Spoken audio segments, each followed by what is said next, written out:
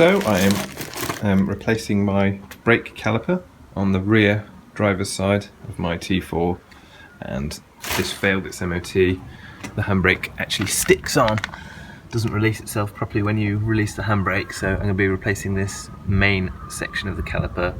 I'll leave the housing, but I'm going to start off by jacking the van up, securing it with jack stands, and then removing the wheel. So yeah, this caliper almost looks like something you'd find in a deep sea wreck. It's probably been on there for the whole 20-year span of this van's life.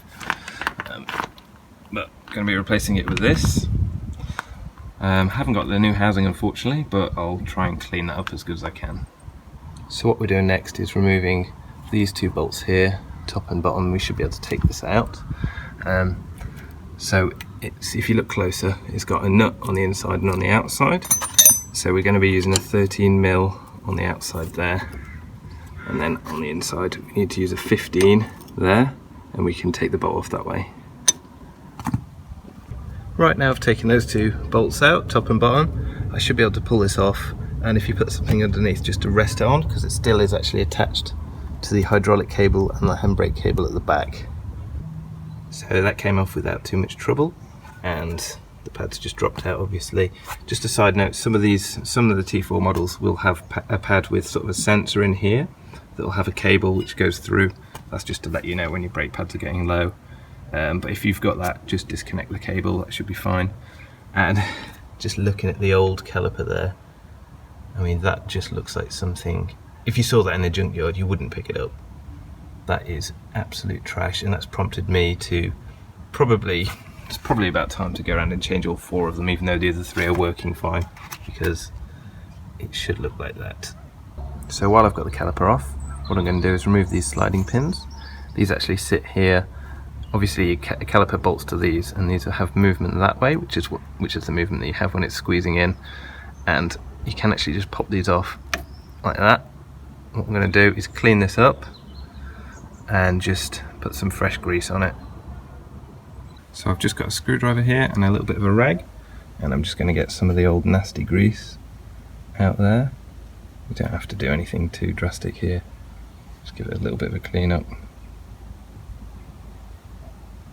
So I've just used a little bit of copper grease here. To be honest, I'm not entirely sure if this is the correct kind of grease to use, so you might want to do your own research, but I've always used it in the past, never had any problems. So this is going to go in here, slide in just nicely, and then I'll do the other side as well. So next what I need to do is remove the handbrake cable. That's this lower one here, and I'm going to do that by popping off this clip, and then this should pull out. So I've done this slightly back to front. I actually had to put the caliper back on in position before I could get this out, just because this handbrake cable was so seized onto this bracket that I've had to use grips here, but I finally loosened it like that and it should just come out. There we go.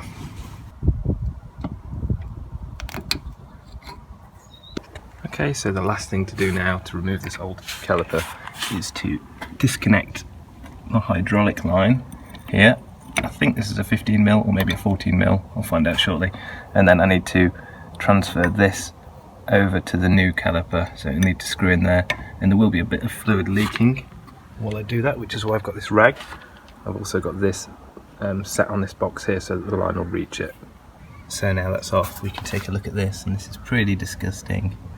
I'm definitely glad I went with the new one, and I'm actually going to use the old pads for the moment. They've still got quite a bit of life on them, so I'm just going to clean up the back, put a little bit of copper grease on the back of both sides, and you'll also notice this piston is further out, it's sitting further out than this one.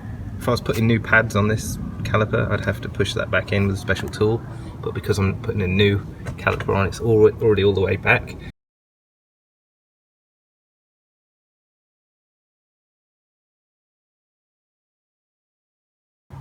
So that's on nicely now. I've tightened up the sliding pins top and bottom nicely there, but as you can see in here, there's a big gap between the piston and the pads.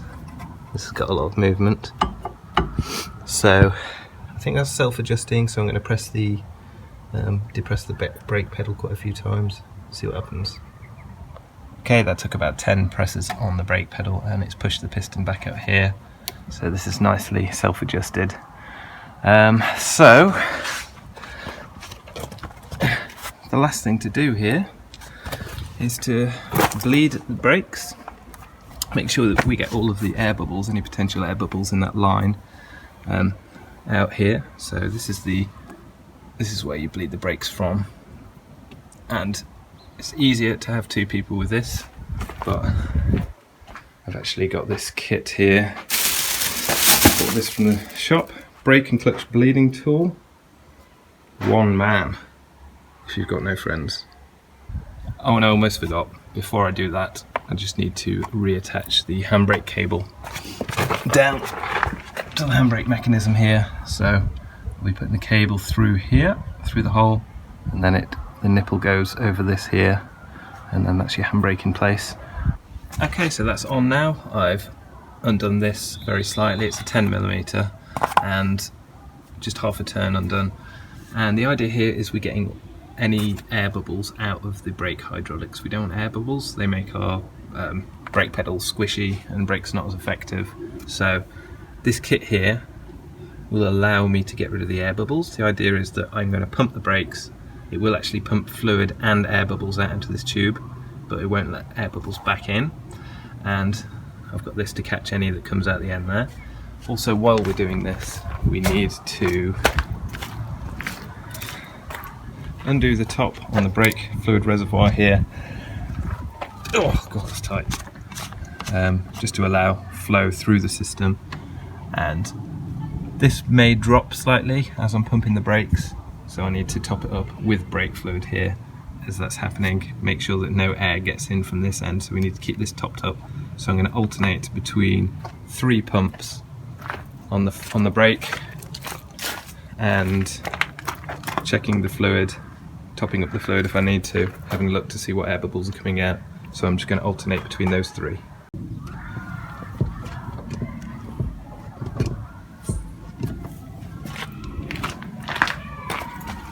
Okay, we can see this is filled up. There are some air bubbles in there, so we're definitely getting rid of something.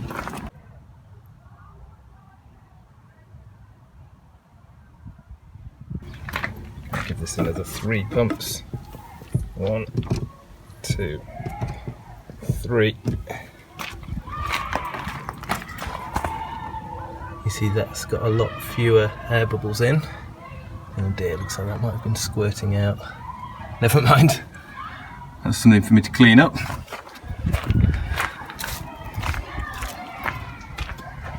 And that's gone down a little bit, so I am just going to top that up slightly.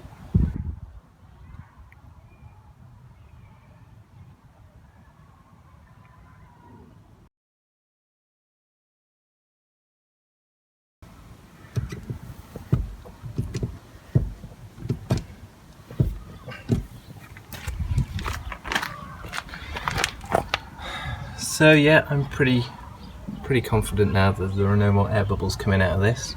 So I'm going to remove the bleeder tool here and tighten up the nipple, put the cap back on, and then we can move on to putting the wheels back on. So there we have it, nice shiny new brake caliper there, and probably took me a couple of hours that, but you might be able to do it faster. I like to take my time. The thing to do now is to get this off the jack stands there, and I'm going to take it out for a nice slow drive around the housing estate, give it a good test and check for any leaks or anything like that, make sure there's no fluid coming out of anywhere, and then it should be good to go. Cheers.